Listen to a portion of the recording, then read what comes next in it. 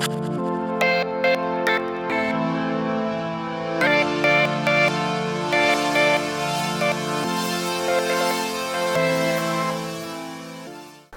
to the channel. Today I wanted to talk a little bit about some tips for cold weather photography. You might hear in the background kids playing, so I hope that doesn't disturb anybody too much.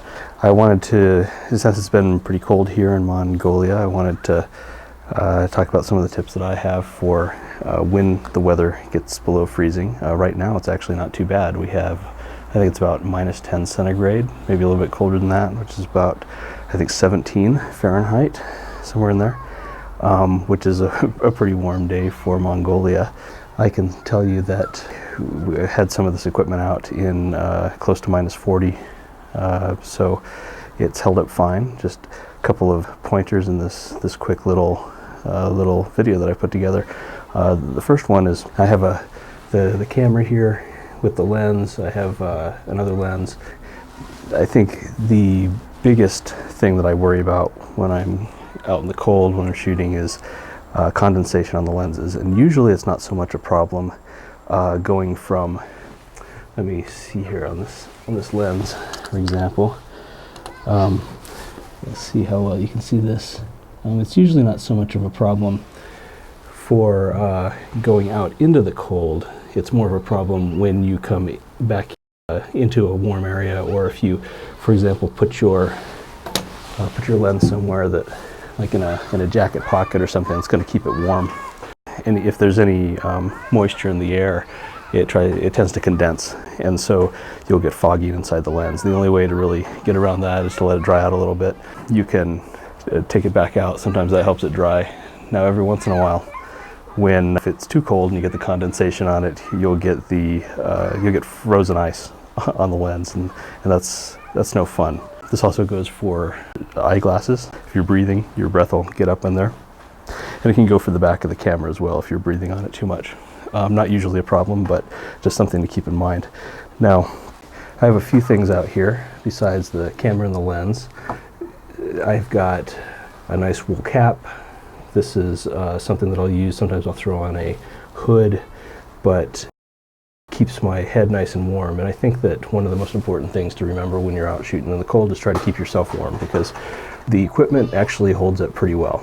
It's the people that tend to hold up maybe not as well. I also have a pair of nice insulated gloves here. Try to get these so you can see it.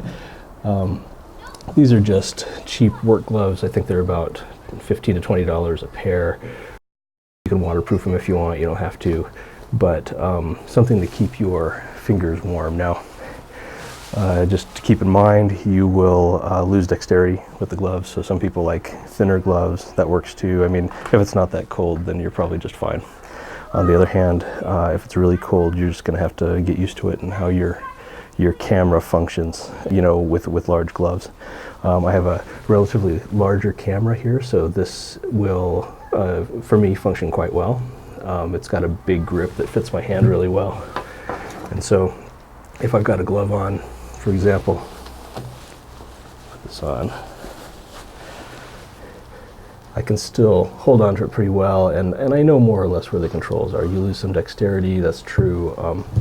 Not too much you can do about that except just try to manage it as best you can. A couple more things is batteries. So I'll put some batteries here. Make sure that we've got them in the shot here. In fact, with the batteries, I would recommend taking as many as you have. With the DSLR, it's not so much of a problem because it uses so little electricity. But if you have something like, for example, I'm recording right now on a Sony A7 series. It's a mirrorless, and so everything's done with the battery. Doesn't respond super well in cold. The batteries will run out. So, if I'm out here filming, I might have 2 or I don't know, maybe even 3. See what I have here in my pocket. And that's another important consideration, is that to keep the batteries warm, this is kind of different from the camera. I recommend keeping the camera outside of your coat, outside of any place warm, because then it doesn't have to keep getting used to the temperature, and it's going to hold up fine in the cold generally. test it for yourself. With batteries, just the opposite. I try to keep those in a pocket next to my body inside of a coat. That way they keep the energy inside. As they get cold, they start to lose some of that energy. So that's one reason why it's nice to have a number of batteries, is because you can take a battery, and if the camera's getting low, you can pop out that battery, pop in another battery, and take the one from the camera that was cold, stick it in your jacket, and most likely it's going to come back up to a pretty good level of energy pretty quickly. So that's a good tip for it. Keep the batteries warm, keep the camera cold. I know that's a little bit counterintuitive. The last thing that I wanted to cover was that a couple of these things. And these are just your Ziploc freezer bags. Now the reason that I bring these is because I talked a little bit about the condensation before. When you do go home, or you get in your car or whatever, one way to prevent the condensation from building up inside the camera is to take it